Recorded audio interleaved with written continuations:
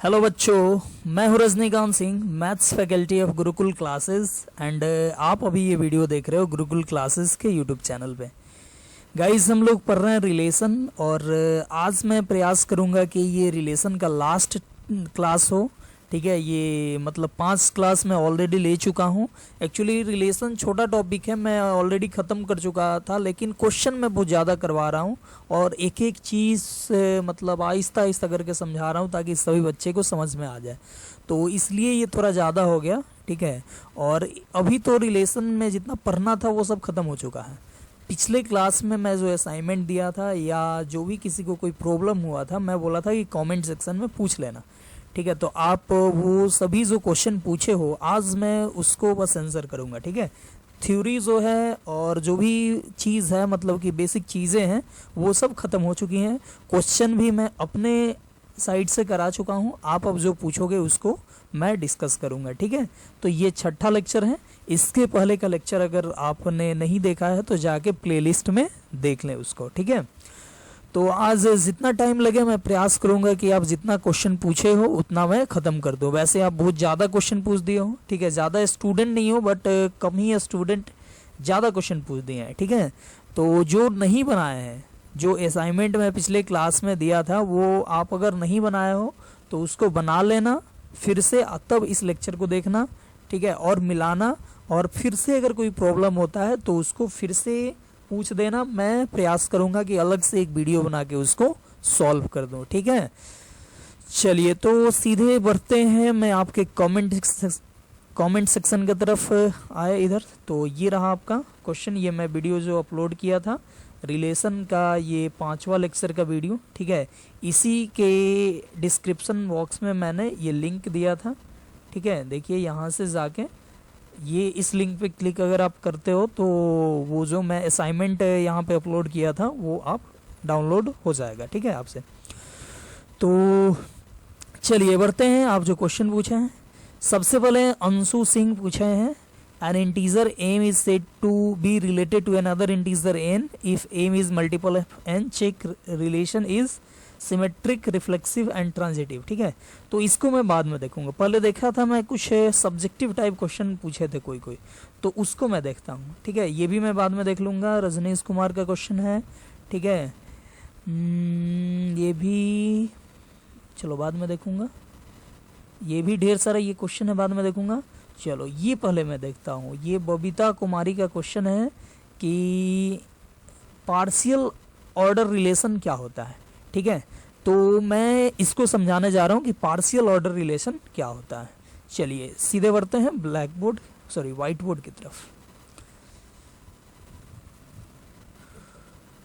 तो हम लोग देखेंगे कि पार्शियल ऑर्डर रिलेशन क्या होता है। पार्शियल ऑर्डर रिलेशन,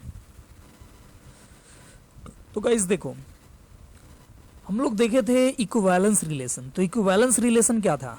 वैसा रिलेशन जो रिफ्लेक्सिव हो, सिमेट्रिक हो एंड ट्रांजिटिव हो, उसको बोलते हैं इक्विवेलेंस रिलेशन।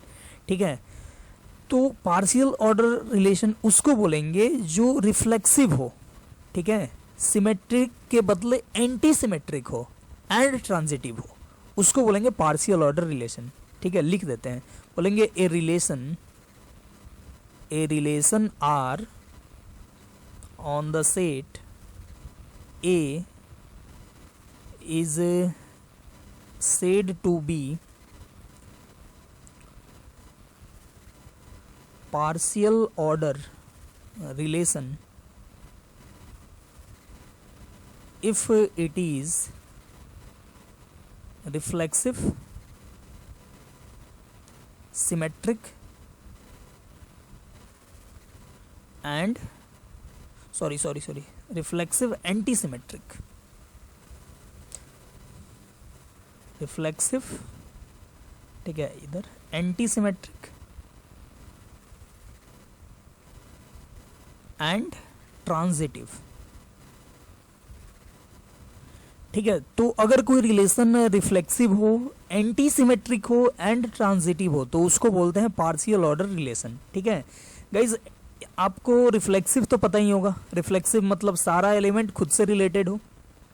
उसके बाद से ट्रांजिटिव भी मालूम होगा। ट्रांजिटिव क्या होता है, तो A related to B and B related to C हो तो ए सी से रिलेट होना चाहिए, ठीक है।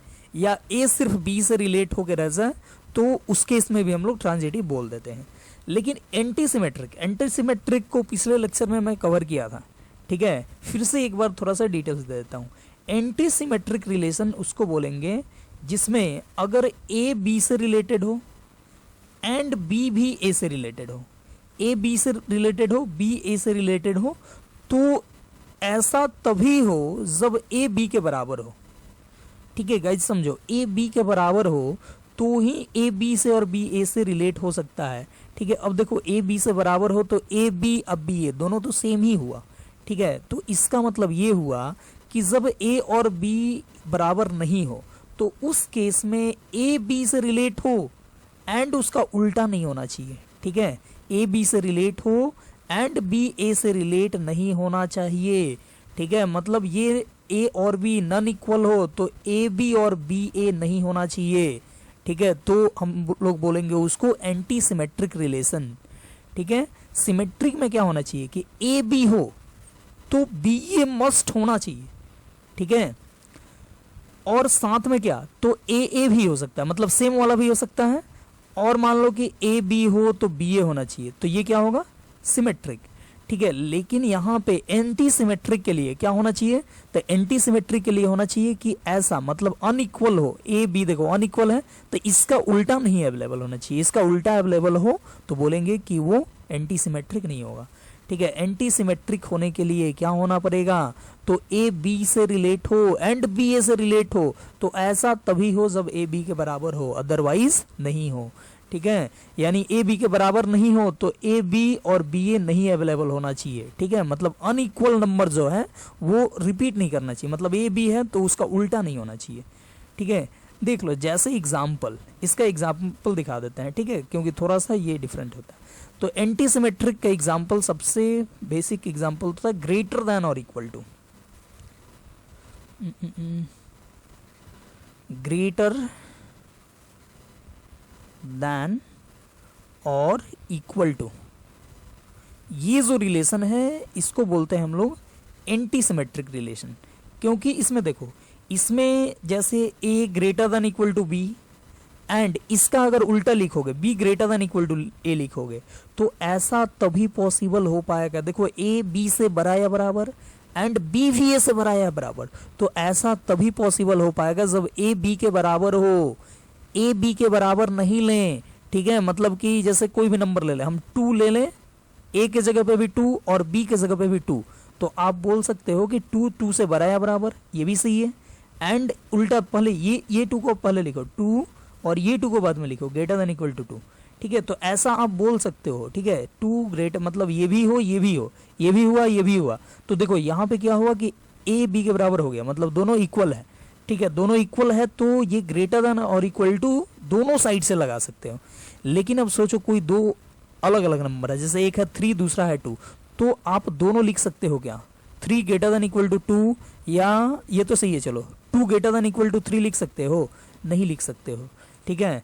तो हम लोग बोलेंगे ग्रेटर देन और इक्वल टू जो रिलेशन है इसमें इक्वल के लिए ही हम दोनों साइड से लिख सकते हैं, अनइक्वल के लिए दोनों साइड से नहीं लिख सकते हैं। ग्रेटर देन इक्वल टू के लिए ग्रेटर देन और इक्वल टू रिलेशन से 3 सिर्फ 2 से रिलेट होगा, 2 3 से रिलेट नहीं होगा, 2 3 अवेलेबल नहीं होगा ग्रेटर देन और इक्वल टू रिलेशन में, ठीक है। तो हम लोग एक ही साइड से अवेलेबल है, दूसरे साइड से अवेलेबल नहीं है, तो हम लोग इसको बोल देंगे एंटी सिमेट्रिक रिलेशन।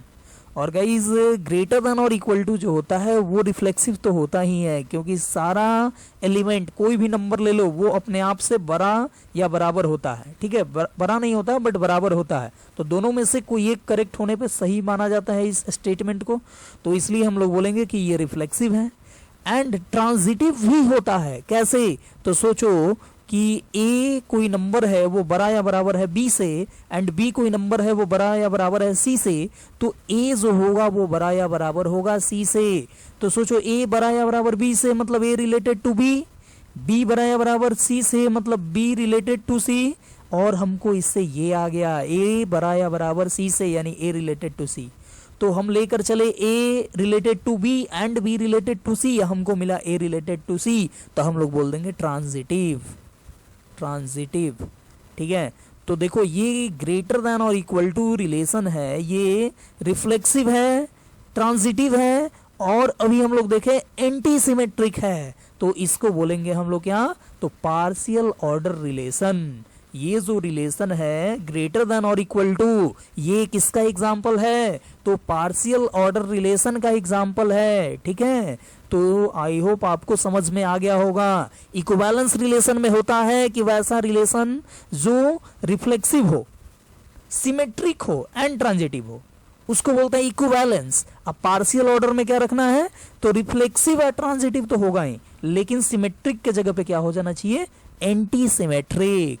ठीक है, तो इस बात का ध्यान रखना है, इसी को बोलते हैं पार्शियल ऑर्डर रिलेशन। चलो ये ज्यादा बोर्ड में नहीं आता है, बट जे मेन या अदर आप एग्जाम देते हो, जैसे कि कोई भी, जैसे WBJE देते हो, कमेट देते हो, क्यूसेट देते हो, या किसी अदर स्टेट बोर्ड का एग्जाम देते हो, तो वो सब में ये सब कंसेप्ट से पूछने के चांसेस रहता है। ठीक है, तो चलो कंसेप्ट है बता दिए, क्लियर हो गया होगा आई होप। ठीक है, एक और सबसे अच्छा एग्जांपल मैं दे देता हूं पार्शियल ऑर्डर रिलेशन का, वो है सबसेट। ठीक है, इज सबसेट ऑफ, ठीक है, is subset of, is subset of. ठीक है, ये जो होता है मतलब इसको ऐसे डिनोट करते हैं या ऐसे डिनोट करते हैं, ये भी जो होगा वो क्या बोलेंगे, पार्शियल ऑर्डर रिलेशन होगा। ये आप खुद से चेक कर लेना, आपके लिए है। ठीक है, चलिए, तो आई होप आपका ये जो क्वेश्चन था वो क्लियर हो चुका होगा कि पार्शियल ऑर्डर रिलेशन क्या होता है, ये क्लियर हो गया। ठीक है, नेक्स्ट एक और कंसेप्ट से रिलेटेड क्वेश्चन है कि सर कन्ग्रुएंस मॉडुलो क्या होता है। ठीक है, तो ये भी एक छोटा सा कंसेप्ट है जिससे रिलेशन में क्वेश्चन आ सकता है, क्योंकि ये जो कन्ग्रुएंस मॉडुलो होता है वो इक्विवेलेंस रिलेशन होता है। ठीक है, आपको बताऊंगा तो पता चलेगा। तो चलो हम लोग देखते हैं सीधे व्हाइट बोर्ड पे कन्ग्रुएंस मॉडुलो क्या होता है। ठीक है, चलिए हम लोग देखते हैं कन्ग्रुएंस मॉडुलो। ठीक है, कन्ग्रुएंस मॉडुलो जनरली एम बोलते हैं, कन्ग्रुएंस मॉडुलो एम। तो ध्यान से देखना, सबसे पहले हम लोग इसका डिफिनीशन देखते हैं। ठीक है, बोलते हैं when A B belongs to integer such that, A B integer है और इस तरीके से है कि such that a minus B is divisible by a fixed positive integer m, then we write a congruence b। ठीक है, a congruence b ऐसे लिखते हैं मोडुलो, सिर्फ एमओडी लिखते हैं, मॉड मतलब मोडुलो एम। ठीक है, पढ़ते हैं इसको कैसे, लिख देते हैं रीड एज ए कन्ग्रुएंस या ए कन्ग्रुएंट या congruence A congruent to B modulo M. ठीक है, पहले इसको देखो, ध्यान से देखो एक बार, तब उसके बाद से इसका एग्जाम्पल देते हैं। बोल रहा है कि जब ए बी कोई इंटीजर हो, इस तरीके से इंटीजर हो कि a माइनस बी डिविजिबल हो m से, a माइनस बी किससे डिविजिबल हो, m से, तो बोलते हैं, तो हम लोग लिखते हैं a कन्ग्रुएंस b, a ऐसे 3 लाइन देते हैं, इसको बोलते हैं a congruence b modulo m, ऐसे पढ़ते हैं a congruent to b modulo m।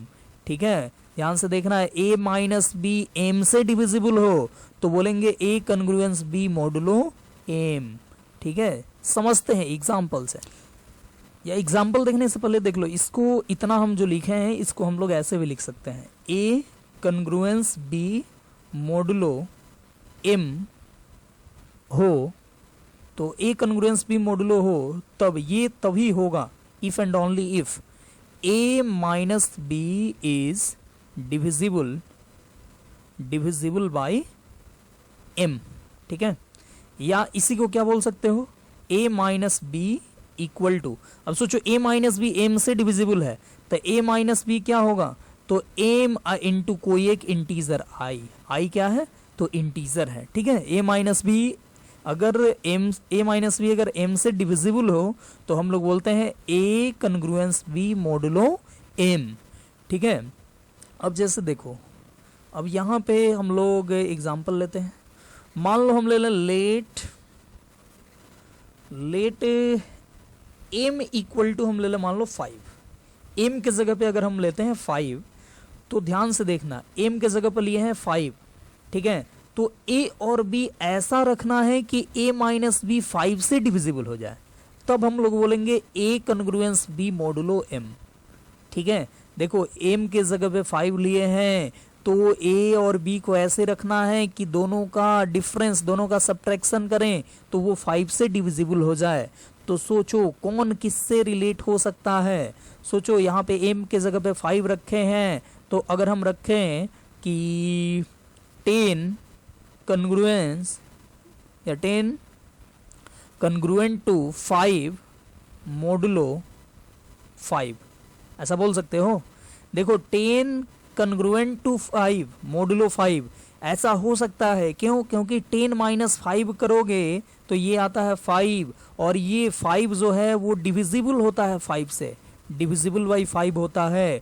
और भी लिख सकते हो क्या, तो मान लो कि 8 इज कन्ग्रुएंट टू 3 मोडुलो 5, ठीक है। मतलब m इक्वल टू 5 के लिए क्या क्या हो सकता है, तो 10 is congruent to 5, 8 is congruent to 3, और भी आप बना सकते हो कुछ भी। 11 इज कन्ग्रुएंट टू 1 मोडुलो 5, ध्यान से देखना 11 इज कन्ग्रुएंट टू 1 मोडुलो 5, क्यों, क्योंकि 11 माइनस 1 10 होता है, सॉरी 11 माइनस 1 कितना होता है 10, और 10 जो होता है वो डिविजिबल होता है 5 से। तो यहाँ पे बोलेंगे 11 इज कन्ग्रुएंट मोडुलो 5, ठीक है। और हम लोग और भी बना सकते हैं, क्या बना सकते हैं, तो मान लो कुछ भी क्या, जैसे 8 इज कन्ग्रुएंट टू 3 मोडुलो 5 है, तो आप ऐसे भी लिख सकते हो 3 इज कन्ग्रुएंट टू 8 मोडुलो 5, क्योंकि देखो 8 माइनस 3 5 आता है, अब 5 से डिविजिबल। अब इसका उल्टा करो तो 3 माइनस 8 करो, तो 3 माइनस 8 कितना आएगा, तो ये आएगा -5। अब -5 भी 5 से डिविजिबल होगा, तो हम लोग बोलेंगे कि 8 is congruent to 3 modulo 5 and 3 is congruent to 8 modulo 5। ऐसा भी बोल सकते हो 8 इज कन्ग्रुएंट टू 8 मोडुलो 5, ठीक है। ध्यान से देखना यहाँ पे 8 इज कन्ग्रुएंट टू 8 बोले हैं, मतलब 8 माइनस 8 कितना होता है 0, और 0 किससे डिविजिबल होता है, तो 0 सभी नंबर से डिविजिबल होता है, तो 0 को बोल सकते हो डिविजिबल बाई 5, यानी मोडुलो 5 के लिए 8 इज कन्ग्रुएंट टू 8, सभी नंबर खुद से कन्ग्रुएंट हो सकता है। 6 इज कन्ग्रुएंट टू 6 मोडुलो 5, कुछ भी 5 is congruent to 5, 1 is congruent to 1 modulo 5, ठीक है। कुछ भी बना सकते हो आप। 100 इज कन्ग्रुएंट टू कुछ भी, मान लो कि 5 ही ले लिए मोडुलो 5, ठीक है। तो आई होप आपको क्लियर हो गया होगा। मोडुलो 5 मतलब m इक्वल टू 5 के लिए कौन किससे रिलेट हो सकता है, आप समझ रहे हो ना। मतलब कि हमको ऐसे दो नंबर को रिलेट करना है कि उसका डिफरेंस 5 से डिविजिबल आ जाए, ठीक है। आप आई होप समझ गए होंगे। जैसे एक और हम m इक्वल टू कुछ और ले लेते हैं, m इक्वल टू 3 ले लेते हैं, ठीक है। तो इसमें m इक्वल टू 3 के लिए कौन किसके कन्ग्रुएंट होगा, तो हम लोग बोल सकते हैं 4 कन्ग्रुएंट 1 मोडुलो 3, क्योंकि 4 माइनस 1 3 से डिविजिबल होता है। 1 कन्ग्रुएंट टू 4 मोडुलो 3, ठीक है। कुछ भी बोल सकते हो। 14 कन्ग्रुएंट टू 2 मोडुलो 3, क्यों, क्योंकि 14 माइनस 2 इज 12, 14 माइनस 2 होता है 12, और 12 3 से डिविजिबल होता है, ठीक है। तो आप आई होप समझ गए होंगे, ठीक है। 14 कन्ग्रुएंट टू 14 कन्ग्रुएंट टू 14 भी लिख सकते हो मोडुलो 3, क्योंकि 14 माइनस 14 जीरो होगा और जीरो तो 3 से डिविजिबल होगा ही होगा।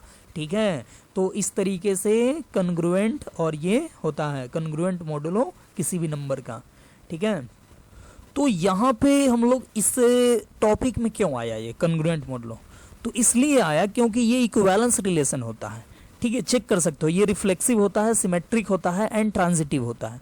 अब सोचो किसी भी इंटीजर के लिए हम कोई भी इंटीजर लें तो वो खुद से रिलेटेड होगा ही होगा। ठीक है, मतलब कि किसी भी m के जगह पे 5 लें तो हम लोग बोल सकते हैं किसी भी दो नंबर कोई भी नंबर लें उसमें से उसी को सब्ट्रैक्ट करें तो 0 आ जाएगा।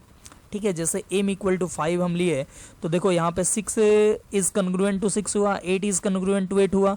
ठीक है, वैसे ही किसी भी कोई भी दो नंबर लें तो वो खुद से उसका डिफरेंस 0 होगा और 0 5 से डिविजिबल होगा ही होगा। या कोई भी नंबर यहाँ पे लें, m के जगह पे कोई भी नंबर लें तो वो उसके लिए m इक्वल टू उतना के लिए सारा एलिमेंट खुद से रिलेटेड होगा, यानी ये रिफ्लेक्सिव हो गया। ये क्या हो गया? रिफ्लेक्सिव। पहले रिलेशन कैसे होता है ये पहले लिख देते हैं। जैसे लिखा रहेगा R equal to A B, A related to B, और कैसे तो लिखा रहेगा A B belongs to I and A congruent B modulo M. ठीक है, तो ये देखो ये बोल रहा है क्या कि R एक रिलेशन है। कैसा रिलेशन है? तो जिसमें A जो है वो B से रिलेटेड है और A B के बारे में बोल रहा है कि दोनों इंटीजर हैं और ये A is congruent to B है मोडुलो M के लिए। ठीक है, तो बोलेगा बताओ ये कैसा रिलेशन है। ठीक है, तो m के जगह पे कुछ और भी दे सकता है, 2 5 7 कुछ भी दे सकता है, या m सिंपल दे सकता है और पूछेगा बताओ ये कैसा रिलेशन है। तो आपको पहले तो पहचानना होगा कि ये पहले ये रिलेशन है क्योंकि a रिलेट हो रहा है b से और a भी क्या होगा, तो मोडुलो m के लिए a minus b, modulo m के लिए a b जो सोच सकते हो वही हो जाएगा r इक्वल टू में। ठीक है, r इक्वल टू यही हो जाएगा और इसी को बोलते हैं set of all congruence modulo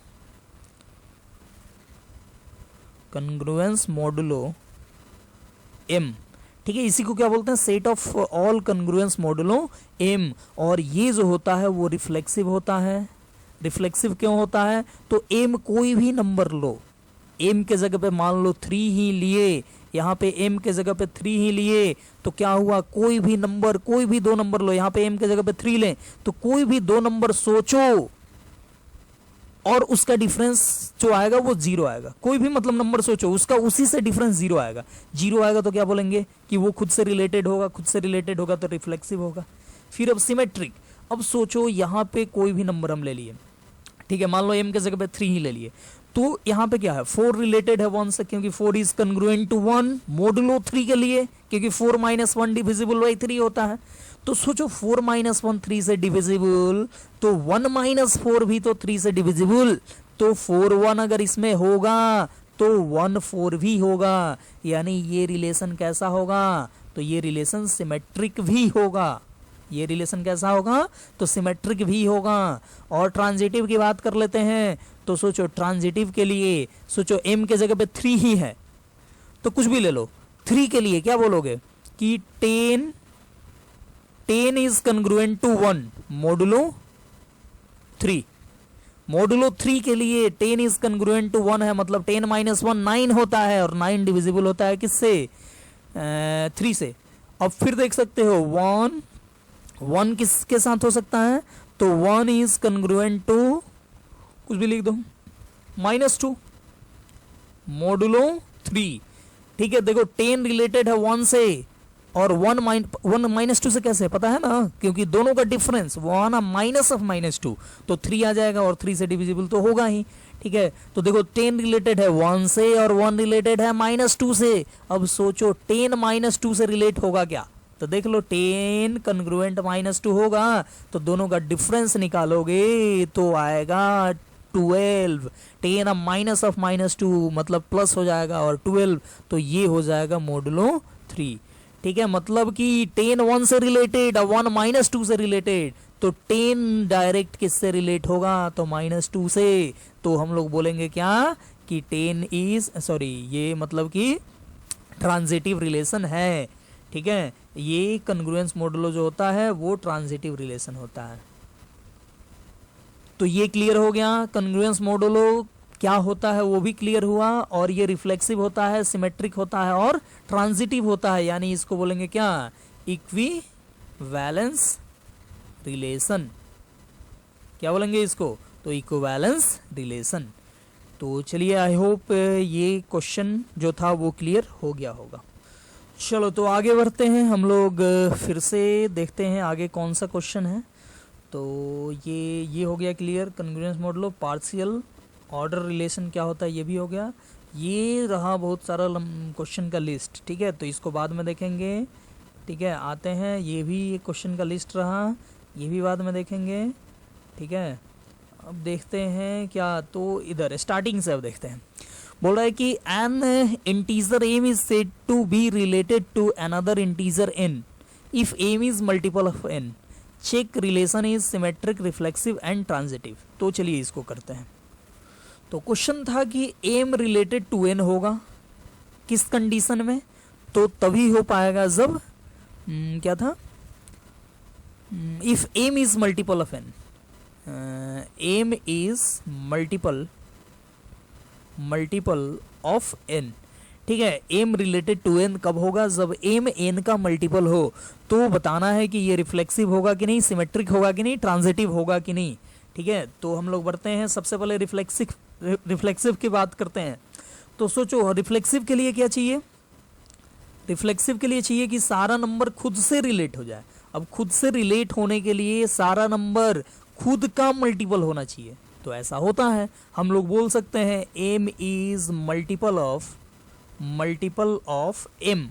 ठीक है, जैसे 2 है तो 2 का मल्टीपल क्या लिखते हो, 2, 4, 6, 8, तो 2 का मल्टीपल होता है खुद। तो हम लोग बोल सकते हैं कि सारा नंबर, कोई भी नंबर एम लें तो M is multiple of M होगा। तो हम लोग बोल देंगे कि एम रिलेटेड टू एम, सभी नंबर्स के लिए एम क्या होगा, एम से रिलेटेड होगा, तो बोल देंगे आर इज रिफ्लेक्सिव। ठीक है, दूसरी बात करते हैं हम लोग सिमेट्रिक की, ये रिलेशन सिमेट्रिक होगा कि नहीं।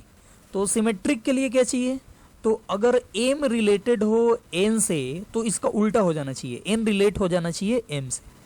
तो चलिए हम लोग मान के चलते हैं कि एम रिलेटेड है एन से। अब सोचो एम रिलेटेड है एन से, तो बोलेंगे M is multiple of N, M is multiple of N. तो सोचो इसका उल्टा होता है क्या, मतलब एम एन का मल्टीपल है, तो हमेशा सोचना है, ये नहीं कि कभी कभी, हमेशा। जैसे मान लो क्या है, यहाँ पे बोल सकते हो 2 का मल्टीपल है मान लो 8। ठीक है, मतलब बोल सकते हो 8 इज मल्टीपल ऑफ 2, 8 जो है वो 2 का मल्टीपल है। तो इसका उल्टा सोचो, 2 इज मल्टीपल ऑफ 8, क्या ये सही है, नहीं सही है। बोल रहा है, ये बोल रहा है कि 8 इज मल्टीपल ऑफ 2, 8 2 का मल्टीपल है, तो ये तो ठीक है। लेकिन बोल रहा है 2 इज मल्टीपल ऑफ 8, ये तो गड़बड़ है। 2 8 का मल्टीपल नहीं होता है, 8 का मल्टीपल होगा 8 16 24 32, ये सब 8 का मल्टीपल होगा, 2 नहीं होगा। ठीक है, तो यहाँ पे अच्छा कोई कोई बोलेगा कि ऐसे तो हो सकता है ना कि 2 इज मल्टीपल ऑफ 2, तो इसका उल्टा हो सकता है। तो बोलेंगे हाँ यहाँ हो सकता है, लेकिन हमेशा नहीं होगा। ठीक है, जैसे 4 is multiple of 2 but 2 is not multiple of 4, तो हमेशा होना चाहिए। सिमेट्रिक होने के लिए एक जगह होने से काम नहीं चलेगा, हमेशा होना चाहिए उसका उल्टा। तो यहाँ पे M is multiple of N, तो हम लोग इम्प्लाइज हम लोग बोल सकते हैं कि ऑलवेज, ये मतलब कि हमेशा, मतलब बोल सकते हैं इम्प्लाइज लिख के काट दें। M is multiple of N हो तो N is multiple of M नहीं होता है। ठीक है, ये हो तो ये नहीं होता है। ठीक है, मतलब हम बोलेंगे, मतलब देखो ये हमेशा नहीं होता है, कभी कभी हो जाता है, इसलिए हम ऐसा लिख दिए, इम्प्लाइज लिख के काटे और लिखे N is multiple of M, मतलब हमेशा नहीं होगा। ये हो तो ये नहीं होगा हमेशा। ठीक है, तो इम्प्लाइज का मतलब ये हो तो ये होगा, इम्प्लाइज लिख के काटे मतलब ये हो तो ये हमेशा नहीं होगा। तो क्या बोलेंगे, N not related to M, देखो ए में एन से रिलेटेड लेकर चले और उल्टा हमको नहीं मिला तो बोलेंगे आर इज नॉट सिमेट्रिक, तो सिमेट्रिक ये नहीं होगा। ठीक है, फिर आगे हमको देखना है ट्रांजिटिव के लिए। ट्रांजिटिव रिलेशन होगा कि नहीं, तो चेक करते हैं। ट्रांजिटिव के लिए क्या चाहिए, हम लेकर चलते हैं, यहाँ पे मान ले रहे हैं कि let M is related to N and N is related to P. तो सोचो M is related to N, जब हम लिखें तो लिख सकते हैं M is multiple of N and N is multiple of P लिख सकते हो, क्योंकि मान के हम चले हैं कि एन रिलेटेड टू पी, तो एम रिलेटेड टू एन तो M is multiple of N, N related to P तो बोलेंगे N is multiple of P. ठीक है, अब सोचो एम मल्टीपल है किसका, तो एन का, एन मल्टीपल है पी का, तो हमको सोचना है यहाँ पे कि क्या एम पी का मल्टीपल होगा या नहीं होगा। ध्यान से देखो, ऐसे मान लो 8 मल्टीपल है किसका, 4 का, 8 इज मल्टीपल ऑफ 4 बोल सकते हो, और बोल सकते हो 4 इज मल्टीपल ऑफ 2।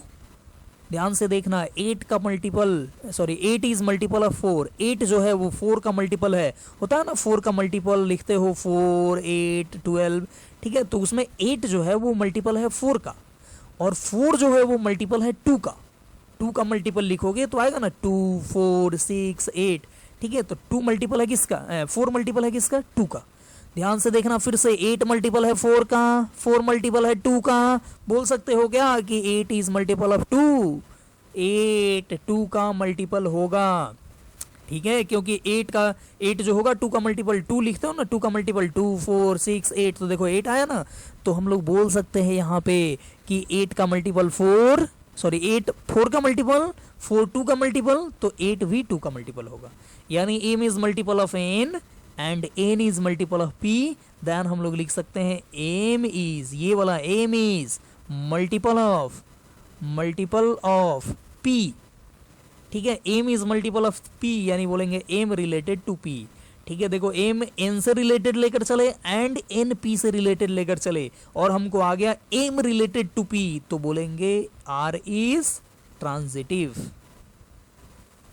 ठीक है, तो देखो आर हमको आया रिफ्लेक्सिव, सिमेट्रिक नहीं आया, सिमेट्रिक में फेल कर गया, और ट्रांजिटिव आ गया। ठीक है, तो ये इक्विवेलेंस रिलेशन नहीं होगा, बट हमको चेक करना था कि चेक करो रिफ्लेक्सिव होगा कि नहीं, सिमेट्रिक होगा कि नहीं, ट्रांजिटिव होगा कि नहीं, तो हमने ये कर दिया। ठीक है, रिफ्लेक्सिव हुआ, सिमेट्रिक नहीं हुआ, ट्रांजिटिव हो गया। चलिए तो आगे बढ़ते हैं, नेक्स्ट क्वेश्चन आपका देखते हैं क्या है। तो ये रजनीश कुमार पूछ रहे हैं कि सर असाइनमेंट से पहले जो 5 क्वेश्चन दिए थे उसका 1 का 5 बता दीजिए जिसमें ह्यूमन बीइंग से रिलेटेड क्वेश्चन है। चलिए, तो मैं इसके जो पहले का वीडियो था उससे पहले जो मैं क्वेश्चन दिया था उसमें का वो क्वेश्चन है जिसमें ह्यूमन बीइंग से रिलेटेड क्वेश्चन है। एक्चुअली वो एनसीईआरटी का क्वेश्चन है, तो उसको हम लोग देख लेते हैं एक बार। ठीक है, तो ये मैं क्वेश्चन दिया था, बोला था determine whether each of the following relation are reflexive, symmetric and transitive। ठीक है, तो इसका 5 नंबर क्वेश्चन पूछे हो कि relation R in the set A of human being in a town at a particular time is given by ये। थोड़ा इसको नीचे, सबसे पहला देखता हूँ R equal to X Y. ठीक है, ये जो बोल रहा है कि आर इज ए सेट, बोल रहा relation R in a set A, और ए सेट क्या बोल रहा है, तो human being in a town at a particular time. ठीक है, एक पार्टिकुलर टाइम में, मान लो कि अभी के टाइम में एक टाउन में जितने आदमी हैं वो सब का सेट है ए। तो आर इक्वल टू रिलेशन जो है वो बोल रहा है X comma Y, X Y से रिलेटेड है, और कैसे, तो कंडीशन दिया X and Y work at the same place. अब सोचो X and Y works at the same place, पहचानना है कि ये रिफ्लेक्सिव होगा कि नहीं, सिमेट्रिक होगा कि नहीं, और ट्रांजिटिव होगा कि नहीं। ठीक है, तो बोल रहा है कि x and Y works at the same places, तो सोचो सबसे पहले रिफ्लेक्सिव के लिए देखना है कि एक्स एक्स से रिलेट होगा कि नहीं। तो सोचो ऐसा बोल सकते हो कि x and X work at the same places. X, मान लो एक्स कोई नाम है, मान लो कुछ भी, मान लो रमेश, एक्स रमेश, तो रमेश एंड रमेश, वही रमेश एंड वही Ramesh works at the same place, ऐसा तो बोल ही सकते हो, कोई दिक्कत नहीं है। तो ये जो पहला हुआ, पांचवा का ए नंबर जो क्वेश्चन है, पांचवा का ए, 5 नंबर का ए जो क्वेश्चन है वो रिफ्लेक्सिव हो गया। ठीक है, दूसरा देखते हैं सिमेट्रिक होगा कि नहीं। तो सिमेट्रिक के लिए हमको क्या करना होगा, तो बोल रहा है कि x and Y works at the same places. तो सिमेट्रिक तब होगा जब उल्टा भी पॉसिबल है। तो सोचो अगर एक्स एंड वाई एक ही जगह पे काम करते हो तो ऐसा बोल सकते हो कि Y and X work at the same places, एकदम बोल सकते हो। Ramesh and Mahesh work at the same place, तो आप ऐसा बोल सकते हो कि Mahesh and Ramesh work at the same place. तो चलिए ये सिमेट्रिक में भी पास हो गया। अब ट्रांजिटिव देखते हैं। तो ट्रांजिटिव के लिए क्या चाहिए, तो बोल रहा है कि x and Y works at the same places and Y and Z works at the same places. मान लो कि रमेश एंड महेश एक साथ काम कर रहे हैं, सेम प्लेस पे काम कर रहे हैं, और फिर Mahesh and Ganesh work at the same places. तो क्या आप बोल सकते हो कि Ramesh and Ganesh work at the same places, एकदम बोल सकते हो। ध्यान से देखना क्या बोल रहा है कि मान लो कि x and Y works at the same places और फिर Y and Z works at the same places, मतलब तीनों एक ही जगह काम कर रहे हैं। तो ऐसा तो बोल ही सकते हो ना कि x and Z works at the same places. तो ये ट्रांजिटिव भी हो गया। ठीक है, तो पहला जो क्वेश्चन था वो काफी आसानी से हम लोग देख लिए। दूसरा क्वेश्चन बी में बोल रहा है कि एक्स वाई से रिलेट तब होगा जब X and Y live in the same locality. तो सोचो X and x lives in the same locality, ऐसे तो बोल ही सकते हो। ठीक है, क्योंकि एक्स एंड एक्स है, मान लो एक्स रमेश है फिर से, तो रमेश एंड रमेश मतलब वही lives in the same locality बोल सकते हो। यानी ये दूसरा बी मतलब रिफ्लेक्सिव हो गया। सिमेट्रिक ट्रांजिटिव देखते हैं तो वहां अब जाने की जरूरत नहीं है, डायरेक्ट देखते हैं। X and y lives in the same locality, तो उल्टा तो बोल ही सकते हो कि Y and x lives in the same locality, मतलब सिमेट्रिक भी हो गया। और फिर ट्रांजिटिव के लिए देखो, x and y lives in the same locality and Y and z lives in the same locality. ये सेम लोकेलिटी में है, ये भी सेम लोकेलिटी, मतलब तीनों एक ही लोकेलिटी में रहते हैं। यानी आप बोल सकते हो कि x and z lives in the same locality, यानी ट्रांजिटिव भी हो गया। ठीक है, तो ये भी। फिर सी नंबर देखते हैं क्या बोल रहा है। सी नंबर है कि x y, x is exactly 7 centimetre taller than y. बोल रहे कि एक्स वाई से 7 सेंटीमीटर जो है वो ज्यादा लंबा है। ठीक है, तो अब सोचो ऐसा बोल सकते हो क्या कि Ramesh is taller then Ramesh, कितना, तो 7 सेंटीमीटर। रमेश से ही मतलब अपने आप से ही 7 सेंटीमीटर लंबा है, ये तो बेतुका लग रहा है। ठीक है, वो अपने आप से कैसे लंबा हो सकता है। ठीक है, उसका हाइट जो होगा वो मतलब फिर से उसका हाइट नापे तो सेम ही होगा। ठीक है, तो हम लोग बोल सकते हैं कि ये रिफ्लेक्सिव नहीं होगा। फिर सिमेट्रिक और ट्रांजिटिव की बात करते हैं। सिमेट्रिक में देखो रमेश मतलब x is taller than y, कितना, तो 7 सेंटीमीटर। ठीक है, एक्स वाई से तब रिलेट होगा जब एक्स वाई से 7 सेंटीमीटर बड़ा हो। अब सोचो एक्स वाई से 7 सेंटीमीटर बड़ा है तो आप उल्टा बोल सकते हो क्या कि वाई एक्स से 7 सेंटीमीटर बड़ा होगा, ऐसा बिल्कुल नहीं बोल सकते हो। उल्टा यहाँ पे नहीं चलेगा। एक्स बड़ा है तो फिर अब वाई अब बड़ा नहीं होगा, एक्स ही बड़ा रहेगा, तो ये सिमेट्रिक भी नहीं हुआ। ठीक है, फिर आगे बढ़ते हैं ट्रांजिटिव में। तो ट्रांजिटिव में देखो बोल रहा है कि x is 7 centimetre taller than y and y is 7 centimetre taller than z. ध्यान से देखना, एक्स जो है वाई से कितना, 7 सेंटीमीटर बड़ा है। ठीक है, मान लो ये कुछ भी ले लो, ये है 150 सेंटीमीटर का, और y जो है वो क्या है 143 सेंटीमीटर का। तो ये कितना हो गया, इससे 7 सेंटीमीटर बड़ा, तो ये इससे रिलेट होगा। अब ये जो है y z से तब रिलेट होगा जब इससे ये 7 सेंटीमीटर ठीक है कम हो, यानी कि ये 136 सेंटीमीटर का हो। ठीक है, z 136 सेंटीमीटर का है, तो क्या बोल सकते हो कि x जो है वो इससे z से 7 सेंटीमीटर बड़ा है? नहीं, ये तो 14 सेंटीमीटर बड़ा हो गया। मतलब कि x y से रिलेट है, y z से रिलेट है, तो यहाँ पे x z से रिलेटेड नहीं होगा, मतलब ये ट्रांजिटिव नहीं हुआ। ठीक है, तो reflexive, neither reflexive nor symmetric nor transitive. ठीक है, चलिए आगे बढ़ते हैं। डी में क्या था? तो डी में है कि x related to y such that x is wife of y। ठीक है, x is wife of y।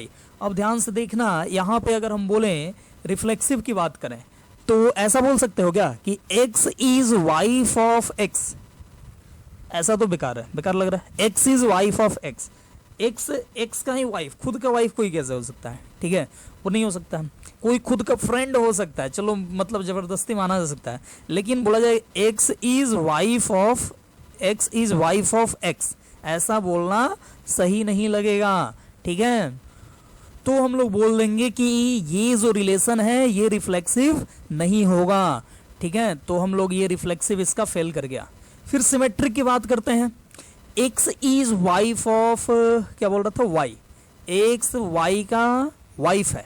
ठीक है, x is wife of y, यानी x को मान लो कुछ भी, x को मान लो चिंकी, ठीक है, चिंकी, और y को मान लो कुछ भी, y को मान लो चंगू। ठीक है, चंगू, तो Chinki is wife of Changu. ठीक है, तो अब उसका उल्टा होगा क्या? Changu is wife of Chinki. ये तो जेंडर ही बदल जाएगा ऐसे करने से। तो हम लोग बोलेंगे कि ऐसा अगर लें कि x is wife of y, तो उल्टा हम बोलें कि y is wife of x, तो ये बोलना गलत हो जाएगा। ठीक है, चिंकी वाइफ हो सकती है चंगू के, लेकिन चंगू वाइफ तो हो ही नहीं सकता है। ठीक है, किसके? चिंकी के। ठीक है, तो हम लोग बोलेंगे क्या कि ये जो रिलेशन है वो सिमेट्रिक भी नहीं होगा। ठीक है, अब हम देखते हैं ट्रांजिटिव की बात करते हैं। तो ट्रांजिटिव में क्या होना चाहिए कि x अगर रिलेटेड हो y से और y अगर रिलेट हो z से, तब खोजना है x z से रिलेट हो रहा है कि नहीं। ध्यान से देखना, x y से रिलेट हो एंड y z से हो, तो खोजना है कि x z से रिलेट हो रहा है कि नहीं हो रहा है। लेकिन अगर हम लोग बोले कि सिर्फ x y से ही रिलेटेड है, अब y किसी से रिलेट होने नहीं गया, तो हम लोग बोल देते हैं डायरेक्ट कि वो ट्रांजिटिव है। ठीक है, ये तो हम ज्ञान की बात बताएं। अब यहाँ पे समझते हैं। बोल रहा है कि x is wife of y। ठीक है, x is wife of y। चलो यहाँ पे, चलो चिंकी ही लेते हैं। x is wife of y, मतलब x को ले लो चिंकी और y को ले लो चंगू। ठीक है, जनरली हम यही एग्जाम्पल लेते हैं, चिंकी मिंकी गीता बबीता और चंगू मंगू। ठीक है, रमेश महेश। ठीक है, क्योंकि ये जनरली किसी बच्चे का नाम नहीं होता है, नहीं तो किसी ऐसे हम दूसरा नाम लें तो हो सकता है किसी बच्चे का नाम हो तो वो क्लास में जनरली चिढ़ाने लगते हैं उस बच्चे को कि देखो यही तुम्हारा बात हो रहा है, तो इसलिए ये नाम लेते हैं जनरली, चिंकी मिंकी गीता बबीता और चंगू मंगू रमेश महेश। ठीक है, तो चलिए आगे बढ़ते हैं। बोल रहा है कि Chinki is wife of Changu. अब ध्यान से देखना, हो एक्स जो है वो वाइफ है किसकी? तो वाई की। अब वाई जो है ये मेल है, ठीक है, ये फीमेल है। अब ध्यान से देखना, यहां पे एक्स रिलेट हुआ वाई से, चलो मान लिए, लेकिन अब वाई जेड से रिलेट होगा क्या? नहीं होगा। वाई जो है वो मेल है, ठीक है, वाई रिलेट होगा जेड से, मतलब ऐसा बोलना पड़ेगा y is wife of z. अब सोचो, वाई तो हमारा मेल है ना, चंगू, यही चंगू है यहां पे आया, ठीक है, तो ये तो मेल है। बोल सकते हो क्या कि चंगू इज वाइफ ऑफ, ये वाइफ कैसे हो सकता है? ये तो खुद हस्बैंड है, ठीक है, किसका? तो चिंकी का। तो यहाँ पे नहीं बोल सकते हो, यहाँ पे क्या है कि वाई जो है वो खुद मतलब कि हस्बैंड है, वो किसी का वाइफ हो ही नहीं सकता है, ठीक है। मतलब हम जनरल बात करें तो अब मान लो कि चलो, तो यहाँ पे y is wife of z जो है वो पॉसिबल नहीं हो सकता है। वाई इफ वाई जो है वो जेड का वाइफ पॉसिबल नहीं हो सकता है। यहाँ पे सिर्फ एक्स रिलेटेड है वाई से, एक्स वाई से रिलेटेड है और वाई अब किसी से भी रिलेटेड नहीं है, मतलब खोजने की जरूरत नहीं है कि एक्स जेड से रिलेटेड होगा कि नहीं होगा। ठीक है, तो यहाँ पे देखो ये ट्रांजिटिव हम लोग इसको बोल देंगे, क्यों? क्योंकि एक्स सिर्फ वाई से रिलेटेड है, वाई जेड से रिलेटेड यहाँ पे नहीं है। ठीक है, तो हम लोग क्या बोल देंगे कि ये ट्रांजिटिव रिलेशन है। चलिए, हो सकता है कहीं पे ये मतलब ये चीज अगर कंसीडर नहीं किया हो तो कोई बोल देगा कि ट्रांजिटिव भी नहीं है। ठीक है, क्यों? क्योंकि ऐसे बोल देगा कि x is related to y and y is related to z, but x is not related to z। But ऐसा तो हो ही नहीं सकता है। देख लो, आप लॉजिक लगाओ। ठीक है, लॉजिक लगाओगे तो ट्रांजिटिव ये हो जाएगा। ठीक है, लॉजिक नहीं लगाओगे, ऐसे ही रटा हुआ कंसेप्ट यूज करोगे कि x is y, x related to y and y related to z, और खोजोगे कि x z से रिलेट नहीं हो रहा है, तब उस केस में तो नहीं होगा। ठीक है, तो खोजते रहो, लॉजिक लगाओ। ठीक है, लॉजिक लगाओगे तो ट्रांजिटिव होगा। ठीक है, एग्जैक्ट ट्रांजिटिव का जो डिफिनीशन था वो देखो, उससे पता चलेगा। ठीक है, चलो, तो आई होप आपका ये क्लियर हो गया होगा कि ये रिफ्लेक्सिव नहीं है, सिमेट्रिक नहीं है, बट ट्रांजिटिव है। ठीक है, चलिए आगे बढ़ते हैं। आगे हम लोग बढ़ते हैं किधर, तो क्वेश्चन देखते हैं। क्वेश्चन नंबर ई बोल रहा है कि x related to y such that x is father of y। ठीक है, अब देखो x is father of y, इसमें भी खोजो। x मतलब रिफ्लेक्सिव खोजना है तो सेम से रिलेटेड, मतलब x से ही रिलेट होगा कि नहीं, तो करके देखो। x is father of x, अच्छा लग रहा है क्या? x is father of x, x खुद का फादर है, अपना मतलब खुद का ही फादर हो गया, खुद का फादर तो कोई और होगा ना, तो ये गड़बड़ है। तो बोलेंगे कि x is not related to x, मतलब ये जो होगा वो ये ई था ना, तो ई था, चलो, तो ये रिफ्लेक्सिव नहीं होगा। ठीक है, क्योंकि x खुद का फादर तो हो ही नहीं सकता। चलो सिमेट्रिक देखो, तो सिमेट्रिक मान लो कि क्या बोल रहा था, x is father of y, x father है y का, मतलब Ramesh is father of Changu. अब उल्टा करो, Changu is father of Ramesh, ये तो गड़बड़ हो जाएगा। ठीक है, x is father of y, अब उल्टा नहीं होगा, y is father of x बोलना गलत होगा, तो बोलेंगे ये सिमेट्रिक भी नहीं होगा। अब ट्रांजिटिव की बात कर लेते हैं। ट्रांजिटिव में देखो, x is father of y and यहां पे हो सकता है y is father of z। सोचो, x is father of y, मतलब x y से रिलेट है, मतलब x फादर है y, x फादर है किसके? y के, मतलब Ramesh is father of Changu and Changu तो फादर हो ही सकता है ना, तो चंगू इज फादर ऑफ मान लो मंगू। ठीक है, तो अब देखना, मतलब यहां पे x y से होगा, अब y z से भी होगा, लेकिन अब सोचो ये x जो है वो z से होगा क्या? नहीं होगा।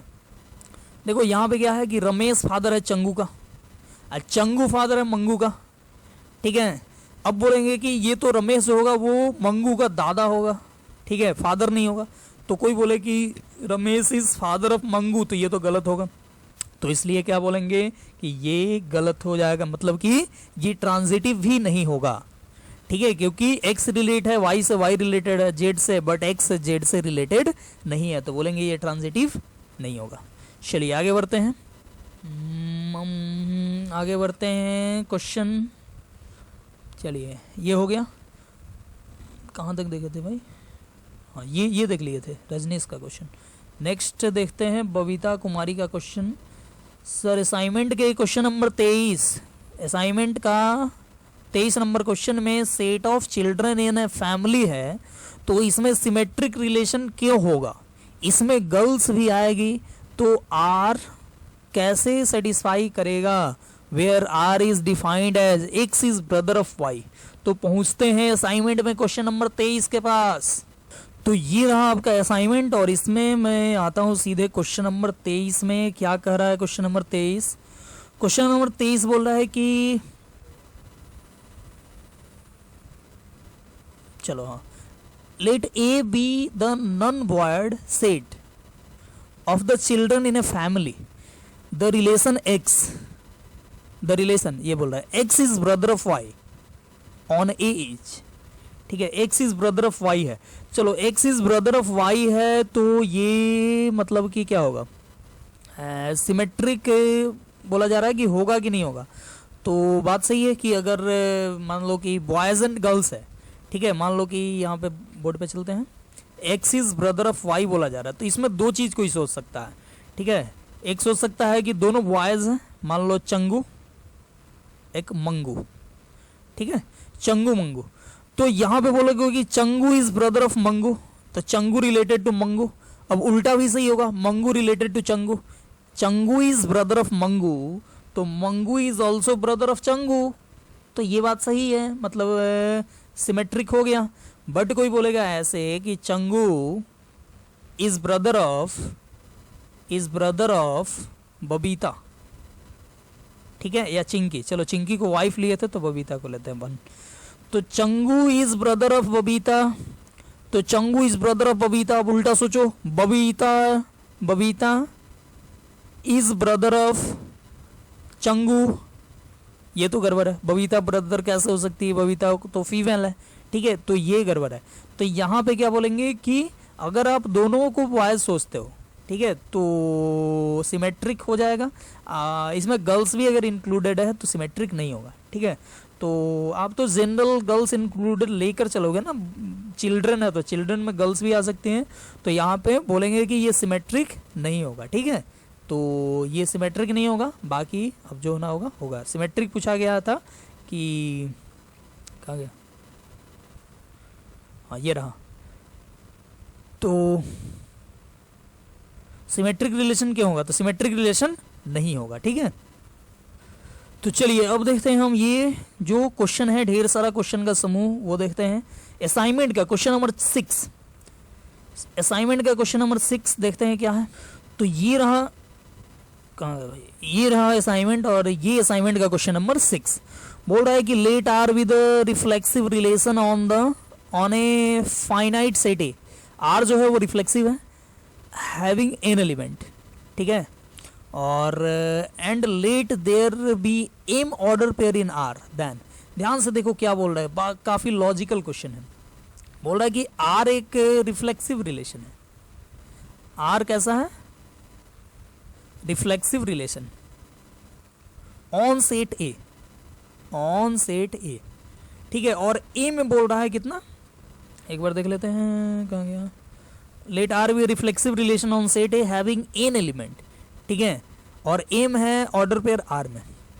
ध्यान से देखना, आर जो है रिफ्लेक्सिव रिलेशन है और इसमें नंबर ऑफ एलिमेंट कितना है, एन है, ठीक है, एन। ए में एन एलिमेंट है, नंबर ऑफ एलिमेंट इन्हें कितना है, एन है। और आर जो है वो आर में ऑर्डर पेयर टोटल कितना है, तो आर में टोटल एम ऑर्डर पेयर है, ठीक है। ध्यान से देखना, एम ऑर्डर पेयर है किसमें, तो रिलेशन आर में, और ए में कितना एलिमेंट है, तो एन एलिमेंट है। अब ए सोचो, ए में मान लो कि 1 2 3 4 ऐसे ही मान लो कितना एन एलिमेंट है, ठीक है। और आर जो है इसमें, अब देखो आर क्या है, तो रिफ्लेक्सिव रिलेशन है, तो रिफ्लेक्सिव रिलेशन है तो सोचो यहाँ पे रिफ्लेक्सिव रिलेशन है मतलब सारा एलिमेंट खुद से रिलेटेड होगा, मतलब 1 1 होगा, 2 2 होगा, 3 3 होगा, ठीक है, डॉट डॉट कितना एन एन होगा, ठीक है। अब देखो इससे ज्यादा भी हो सकता है या इतना भी रह के हो सकता है, इतना ही, इतना पे रुक सकता है। तो सोचो ए में एन एलिमेंट है, तो रिफ्लेक्सिव रिलेशन होने के लिए आर में कम से कम एन तो ऑर्डर पेयर होना चाहिए, इसमें एन ऑर्डर पेयर होना चाहिए या एन से ज्यादा ऑर्डर पेयर होना चाहिए। ध्यान से देखना, और भी ज्यादा ऑर्डर पेयर हो सकता है, 1 2 2 3 5 7 कुछ भी हो सकता है, बस सारा एलिमेंट खुद से रिलेटेड हो जाना चाहिए। अब खुद से सारा एलिमेंट अगर रिलेटेड होता है तो इसमें जितना एलिमेंट है उतना तो ऑर्डर पेयर आएगा ही कम से कम, ठीक है। तो एम बोल रहा है कि इसमें आर में टोटल, मतलब आर में हम अभी देखें कि एन ऑर्डर पेयर तो आना ही चाहिए कम से कम, ठीक है, ज्यादा भी आ सकता है। तो बोल रहा है कि आर में टोटल एम ऑर्डर पेयर है, नंबर ऑफ ऑर्डर पेयर कितना है, एम है, ठीक है। तो ये एम और एन में क्या रिलेशन होगा, तो ध्यान देना, एम जो होगा वो एन के या तो बराबर होगा या एम बड़ा हो सकता है, क्योंकि एम जो है वो आर में total number of order pair है। तो total number of order pair इसमें ज्यादा भी हो सकता है, इसमें जितना एलिमेंट है उससे ज्यादा भी हो सकता है या उसके बराबर भी हो सकता है। तो इसलिए एम ग्रेटर देन और इक्वल टू ले लिए एन, एम जो है वो एन से बड़ा या बराबर हो सकता है, ठीक है। तो देखो ऐसा ऑप्शन कहां पे है, एम ग्रेटर देन और इक्वल टू एन, ठीक है, यानी option A is correct answer. चलिए नेक्स्ट क्वेश्चन है क्वेश्चन नंबर 14 पे आते हैं। 14 क्या है? 14 जल्दी जल्दी जल्दी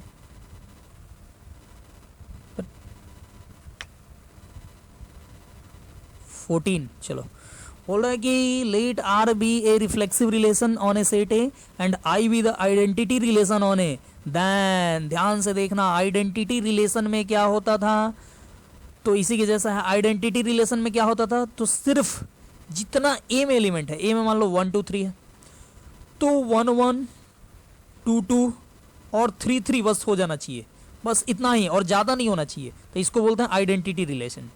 ठीक है, अब वो बोल रहा है कि आर एक रिफ्लेक्सिव रिलेशन है, मतलब रिफ्लेक्सिव रिलेशन में 1 1 2 2 3 3 तो होना ही चाहिए। ठीक है, ज्यादा भी हो सकता है, ठीक है 1 2 या कुछ भी ज्यादा भी हो सकता है, तो रिफ्लेक्सिव कहा जाएगा। तो बोल रहा है कि आई आइडेंटिटी रिलेशन है, आर रिफ्लेक्सिव रिलेशन है। ठीक है, तो कौन सा रिलेशन आई और आर कैसे रिलेटेड होगा, तो बोलेंगे आई जो होगा वो सबसेट होगा किसका, आर का। ठीक है, बराबर भी हो सकता है, तो आई सबसेट आर बोलेंगे, और एनसीईआरटी में जो बराबर वाला है उसको हम लोग आई ऐसे ही डायरेक्ट सबसेट आर बोलते हैं। ठीक है, तो यहाँ पे हमारा आंसर हो गया कौन सा, तो option B is right answer. ठीक है, तो आगे बढ़ते हैं। नेक्स्ट क्वेश्चन है 14 के बाद है 20। चलिए 20 नंबर देखते हैं क्या है।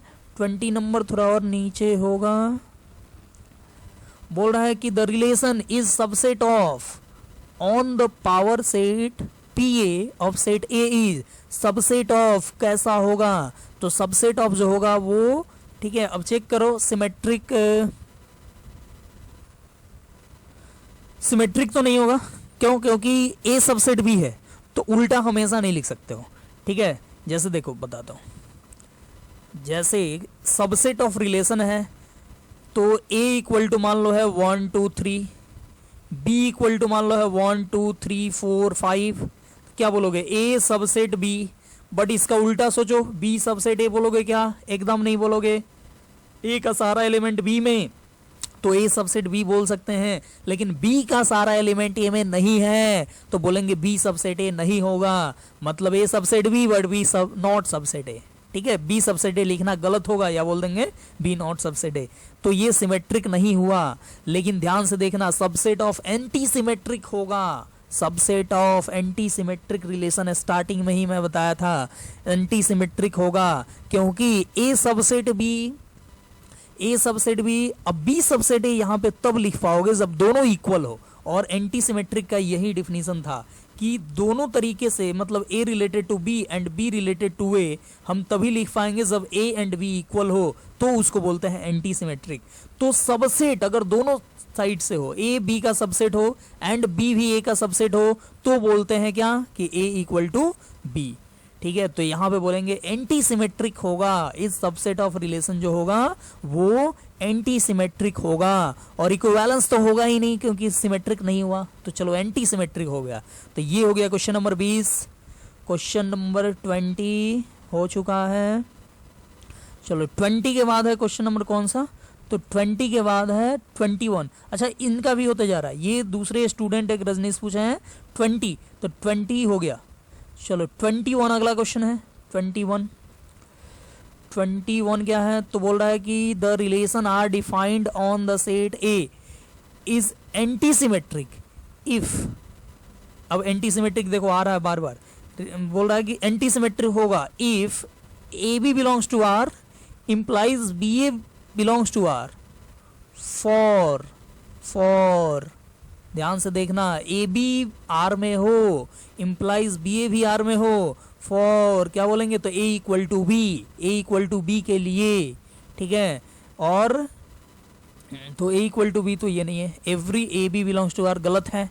ठीक है, मतलब बोल रहा है कि the relation R defined on set A anti symmetric. Anti symmetric कोई रिलेशन होगा कब, जब ए बी आर में हो और बी ए भी आर में हो जाए, सभी ए बी के लिए, तो ये तो गड़बड़ बात है, सभी ए बी के लिए बी आर में नहीं हो सकता है। ठीक है, बोल रहा नो ए बी के लिए, ये भी गड़बड़ है, किसी ए बी के लिए हो सकता है, तो कौन ए बी, तो जिसके लिए ए बी के बराबर हो। ठीक है, एंटी सिमेट्रिक का डिफिनीशन देखे थे कि ए बी आर में हो, मतलब ए रिलेटेड टू बी हो एंड बी रिलेटेड टू ए हो, तो ऐसा तब होगा जब ए बी के बराबर हो। ठीक है, फिर तीसरा क्या बोल रहा है, तो बोल रहा है नो ए बी, अगर ए बी के बराबर नहीं हो, ध्यान से देखना यही होगा। ठीक है, मतलब कि बोल रहा है कि कोई रिलेशन एंटी सिमेट्रिक तब होगा जब ए रिलेटेड टू बी हो तो बी भी रिलेटेड टू ए उसमें आता हो। ठीक है, फॉर नो ए बी, मतलब ए बी के वैसे वैल्यू के लिए नहीं जब ए बी के बराबर नहीं हो, मतलब ए बी के बराबर नहीं हो तो ये नहीं आता हो। देखो नो लगा दिया, तो इसलिए बोलेंगे option C is right answer. ठीक है, या एवरी लिख के ए बी लिखा है, यहाँ पे कॉमा देकर अगर लिखा रहता for every a B belongs to R comma a equal to b, तो ये भी सही हो जाता। ठीक है, तो हम लोग बोलेंगे ये वाला option C is right answer. तो चलिए आगे बढ़ते हैं। इसके बाद है 21 के बाद है 25 भी दोनों पूछे हैं, दोनों स्टूडेंट। तो हम लोग देखते हैं 25 नंबर क्या है। 25 तो बोल रहा है the wide relation on a set A is, wide मतलब इम्पटी, जिसमें कुछ भी नहीं हो वो क्या होगा, तो बोल रहा है कि रिफ्लेक्सिव। तो रिफ्लेक्सिव होने के लिए क्या होना चाहिए, तो सारा एलिमेंट खुद से रिलेटेड होना चाहिए। ठीक है, अब ध्यान से देखो, कोई रिलेशन, कोई सेट है, मान लो ए इक्वल टू मान लो 1 2 3। ठीक है, तो ए क्रॉस ए निकालेंगे, फिर कोई सबसेट लेंगे। ठीक है, तो उसी में से एक सबसेट आता है फाई। तो फाई क्या है, फाई में कुछ भी नहीं है, कोई किसी से भी रिलेटेड नहीं है। ठीक है, तो ये और रिफ्लेक्सिव के लिए क्या चाहिए, रिफ्लेक्सिव के लिए चाहिए कि सारा एलिमेंट खुद से रिलेटेड हो जाए। तो इसमें सारा एलिमेंट खुद से रिलेटेड कहाँ हुआ, नहीं हुआ। ठीक है, तो बोलेंगे ये रिफ्लेक्सिव नहीं होगा, ये रिफ्लेक्सिव नहीं होगा। ठीक है, फिर क्या होगा, तो सिमेट्रिक हो सकता है। सिमेट्रिक हो सकता है क्यों, क्योंकि मतलब कोई एलिमेंट है ही नहीं, तो कोई होता है, कोई ए बी से रिलेटेड होता है तो उसका उल्टा चेक करते हैं। ठीक है, यहाँ पे कोई है ही नहीं तो उसका उल्टा चेक करेंगे ही नहीं, ऐसे ही बोल देंगे सिमेट्रिक। और ट्रांजिटिव भी हो जाएगा, क्यों, क्योंकि कोई नंबर किसी नंबर से रिलेटेड होता है, फिर वो जाके तीसरे से रिलेटेड होता है, तब हम लोग चेक करते हैं। यहाँ पे तो कोई किसी से रिलेटेड नहीं है, तो सिमेट्रिक एंड ट्रांजिटिव हम लोग बोल देंगे। तो option B is correct answer. ठीक है, चलिए आगे बढ़ते हैं। इसके 25 के बाद कौन सा है, तो 25 के बाद है 30। ये भी देखो सेम क्वेश्चन में प्रॉब्लम हो रहा है। ठीक है, तो लगभग सेम ही है। 30 नंबर देखते हैं क्या है। 30 नंबर क्वेश्चन जो है वो ये रहा, R is a relation over the set of real number and it is given by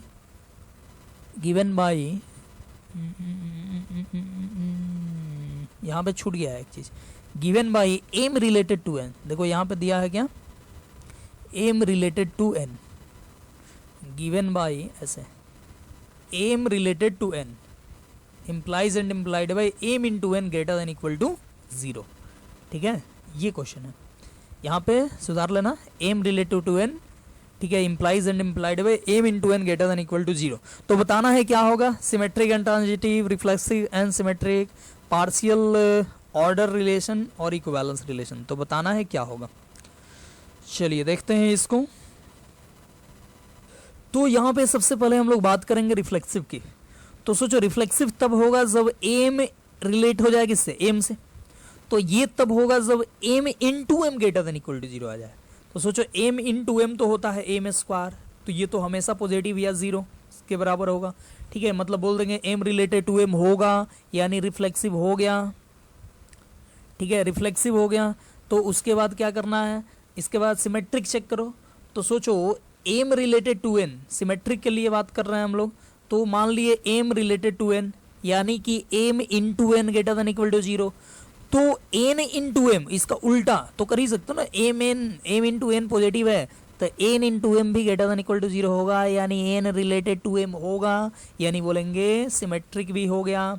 ठीक है, फिर आगे बढ़ते हैं, ट्रांजिटिव की बात करते हैं। ट्रांजिटिव के लिए क्या चाहिए, तो एम रिलेटेड टू एन हो and n related to p हो। ठीक है, तो एम रिलेटेड टू पी हो जाना चाहिए। तो ले लो M into N greater than equal to 0 और N into P greater than equal to 0। ठीक है, तो यहाँ पे कोई भी दो नंबर लो, एम लो एन लो, दोनों का प्रोडक्ट पॉजिटिव होना चाहिए। ठीक है, तो दोनों का प्रोडक्ट पॉजिटिव या जीरो होने के लिए दोनों को निगेटिव लेना पड़ेगा या दोनों को पॉजिटिव। तो सोचो दोनों को निगेटिव लेते हो, ठीक है, तो यहाँ n जो है यहाँ निगेटिव लिए तो यहाँ भी निगेटिव लेना पड़ेगा। अब फिर से दोनों का प्रोडक्ट निगेटिव चाहिए तो यहाँ फिर से निगेटिव लेना पड़ेगा। तो देखो स्टार्टिंग वाला और एंड वाला का प्रोडक्ट करोगे तो निगेटिव इंटू निगेटिव ये भी हो जाएगा क्या, तो पॉजिटिव, मतलब greater than equal to zero. ठीक है, या कोई जीरो भी एक लेता है, जैसे मान लो एक निगेटिव लिए एक जीरो लिए, ठीक है, एक निगेटिव लिए एक जीरो लिए, तो दोनों का product greater than equal to zero. अब जीरो हम ले, अब हम तो निगेटिव लिए, एम का वैल्यू एन का वैल्यू जीरो लिए तो दोनों का निगेटिव इंटू जीरो जीरो होगा, तो जीरो के बराबर आ गया। फिर एन जीरो लिए है, यही वाला एन जीरो लिए हैं तो यहाँ भी जीरो इंटू, अब देखो पॉजिटिव ले लें तो जीरो इंटू पॉजिटिव ये भी greater than equal to zero. लेकिन अब सोचो यहाँ पे ये निगेटिव इंटू पॉजिटिव, ये निगेटिव इंटू पॉजिटिव ये greater than equal to zero नहीं बल्कि लेस देन जीरो होगा। तो यहाँ पे एक हम ऐसा फाइंड कर दिए जिसके लिए क्या, तो एम रिलेटेड टू एन है, एन रिलेटेड टू पी है, लेकिन एम पी से रिलेटेड नहीं है। ध्यान से देखना कौन वो हो सकता है। तो मान लो कि -4 related to zero and zero related to, मान लो कुछ भी जीरो रिलेटेड टू 2, ठीक है, क्योंकि दोनों का प्रोडक्ट पॉजिटिव या जीरो तो है ही, इस दोनों का प्रोडक्ट पॉजिटिव या जीरो है ही। लेकिन यहाँ पे देखो -4 2 से रिलेटेड नहीं है क्योंकि दोनों का प्रोडक्ट पॉजिटिव नहीं है। तो देखो -4 related to zero, zero related to 2, but -4 not related to 2, तो बोलेंगे नॉट ट्रांजिटिव, ये ट्रांजिटिव नहीं होगा। ठीक है, तो ये ट्रांजिटिव नहीं होगा, यानी हमको इसके पहले क्या आया था, रिफ्लेक्सिव सिमेट्रिक आया था कि नहीं, तो रिफ्लेक्सिव आया, सिमेट्रिक आया, ट्रांजिटिव नहीं आया। तो हम लोग क्या बोल देंगे कौन सा क्वेश्चन था, रिफ्लेक्सिव एंड सिमेट्रिक। देखो ऑप्शन बी है ही, तो ऑप्शन बी हो जाएगा राइट आंसर। ठीक है, देखो छोटा मोटा लॉजिक के वजह से ऑप्शन इधर उधर हो सकता है, ऑप्शन इधर उधर, लेकिन लॉजिक लगाना है, लॉजिक से ये ट्रांजिटिव जो होगा वो नहीं होगा। तो एक्चुअली इसका आंसर दिया है इक्विवेलेंस रिलेशन, लेकिन गलत आंसर है, उसको सुधार लेना। ठीक है, ऑप्शन बी राइट आंसर होगा। यहाँ पे लॉजिक मैं ऑलरेडी बता चुका हूँ कि क्यों ये ट्रांजिटिव नहीं होगा। ठीक है, तो रट्टू वाला पढ़ाई नहीं करना है, देखना है, हो सकता है ये असाइनमेंट कोई आदमी ही बनाया है, ठीक है, कोई भगवान नहीं बना के भेजे हैं कि हमेशा सही ही होगा वैसे। ठीक है, तो यहाँ पे आदमी ही बनाया है, उससे भी गलत हो सकता है। तो इसलिए क्या है कि ये रिफ्लेक्सिव एंड सिमेट्रिक यानी ऑप्शन बी होगा। ठीक है, ऑप्शन गलत होता है तो ये नहीं मान लेना है कि मतलब मैं ही गलत हूँ। ठीक है, मतलब कि होता है ना कोई जैसे आंसर मिल नहीं रहा तो ज़बरदस्ती आंसर मिलाते हो, तो वैसे नहीं करना है, तुम अपना लॉजिक लगाओ। ठीक है, लॉजिक अगर सही होता है तो ठीक है, लॉजिक गलत होता है तो ठीक है, गलत है। तो चलिए, बहुत ज़्यादा लंबा वीडियो बन गया। मुझे लगा था कि आज मैं सारा बता दूंगा, लेकिन मैं नहीं बता पाया सारा। ठीक है, सारा डाउट आज क्लियर नहीं हुआ क्योंकि डाउट बहुत ज़्यादा था। ठीक है, डाउट बहुत ज़्यादा था इसलिए ये आज क्लियर नहीं हुआ। तो मैं प्रयास करूँगा कि अगले क्लास में बाकी का डाउट क्लियर हो जाए, तब उसके बाद हम लोग शुरू करेंगे नया टॉपिक। तो चलिए, आपके लिए एक और मौका मिला। आपको अगर फिर से बनाते हो और फिर से कोई प्रॉब्लम होता है तो फिर से आप पूछो, उस मौके में मतलब अगले मौके में मैं आपका भी डाउट क्लियर कर दूंगा। ठीक है, बट अब ऐसा नहीं पूछ देना, इतना ज़्यादा क्वेश्चन पूछ देते हो कि डाउट में इतना टाइम लग जाता है। ठीक है, तो थोड़ा कम कम पूछा करो, अपने से भी ज़्यादा से ज़्यादा बनाया करो। ठीक है, तो चलिए वीडियो ख़त्म करते हैं। आप पढ़िए, घर पे रहिए और बनाते रहिए, क्वेश्चन पूछिए। ठीक है, मिलते हैं नेक्स्ट लेक्चर में। Bye bye.